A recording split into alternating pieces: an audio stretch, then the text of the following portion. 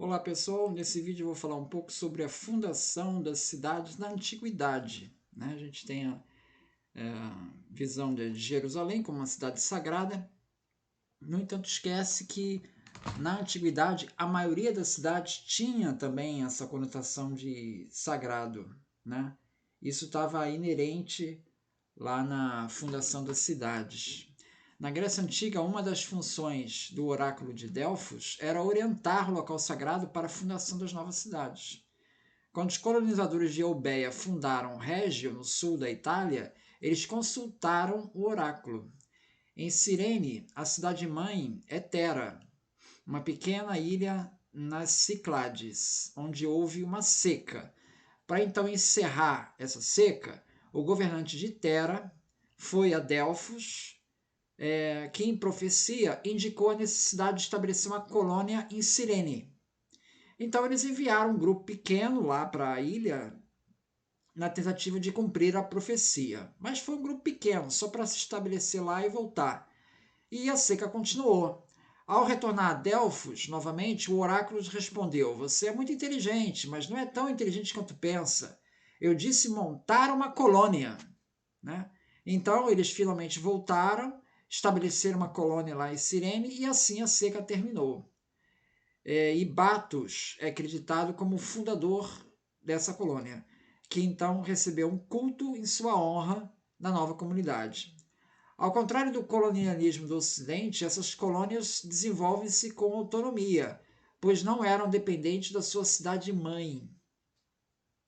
Conforme a tradição, o oráculo de Delfos era regularmente consultado para a fundação de novas colônias. Ainda há provas arqueológicas que indiquem a sua importância no século VIII a.C., embora ainda fosse uma importância local. A Pítia, né, que é a profetisa do oráculo de Delfos, ordenou Cadmus que consultasse o oráculo. Que esse deveria então seguir uma vaca que tivesse o sinal da lua, até que exausta esta caísse. Então veja, a tarefa do cara é o seguinte: você tem que localizar uma vaca que tenha o sinal da lua. Depois você segue essa vaca daí até onde ela cair morta. Então, ao percorrer a fóssia, Cadmus identificou uma vaca marcada com crescente branco, que seria a lua, né? Seguiu o animal até a Beócia, ao local onde mais tarde seria erguida Tebas. Assim foi fundada a cidade de Tebas, onde a vaca caiu.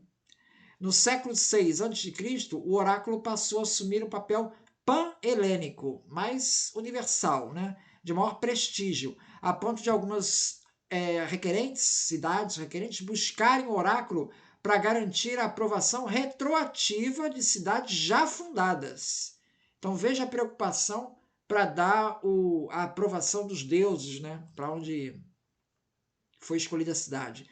A cidade de Roma, ela ocupava a plataforma da colina do Palatino, que fica ali perto do Fórum Romano, perto do Coliseu de Roma, que era chamada de Roma Quadrada ou Roma Quadrata, devido ao formato aproximadamente retangular de seu perímetro. Ela era cercada por uma muralha. Segundo a lenda, transmitida por Tito Livio, os gêmeos Rômulo e Remo teriam sido amamentados por uma loba. Segundo Plutarco, em consonância com ele, Rômulo, estava um edifício chamado Roma Quadrata, onde os instrumentos para ritual de construção da cidade foram guardados.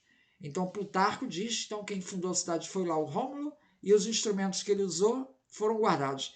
Mary Baird, que é uma historiadora, ela se refere à possibilidade dessa tradição ter surgido do fato de que a palavra latina para loba, né, Rômulo e Remo teriam sido alimentados por uma loba, né? A palavra latina para loba é também usado para designar prostituta.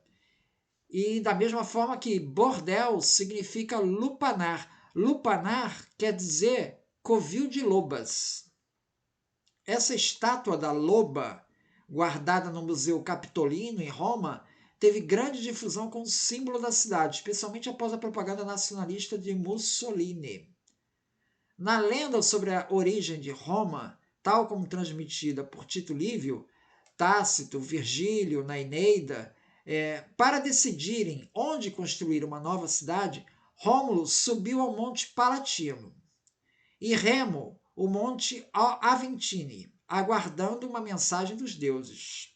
Remo viu 6 urubus, símbolo sagrado para Apolo, enquanto Rômulo viu 12. Opa, viu mais urubu que o outro, então é sinal de que é aqui.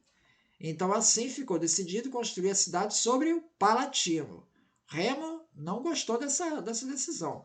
Antes de Roma, a cidade, segundo uma outra tradição, era conhecida como Septimontium, em referência aos 7 montes. Né? É o Palatino, é o Vélia, Fagutal, Subura, Ópios, Caelius e Cispius. Rômulo, em 753 a.C., traçou um sulco ao redor do Palatino, demarcando o local sagrado para a fundação da cidade, onde os sacerdotes poderiam praticar o augúrio e a leitura de vaticínios, essencial para a tomada de decisões do governo. Mas o local foi profanado por Remo, que pisoteou o desenho. Rômulo, em vingança, matou Remo e sentenciou: assim morrerá todo aquele que transpuser as minhas muralhas. Em 1899, uma inscrição foi encontrada por Giacomo Boni sobre uma pedra preta no Fórum Romano, que fica ali perto do Palatino, que trazia a inscrição Recei, uma fórmula primitiva para Rex, talvez uma referência ao túmulo de Rômulo. Em 1907, foram encontradas no Guermal, o cume ocidental do Palatino, objetos datados do século 8 a.C. Será que foram os objetos usados lá pelo Rômulo para fundar a cidade?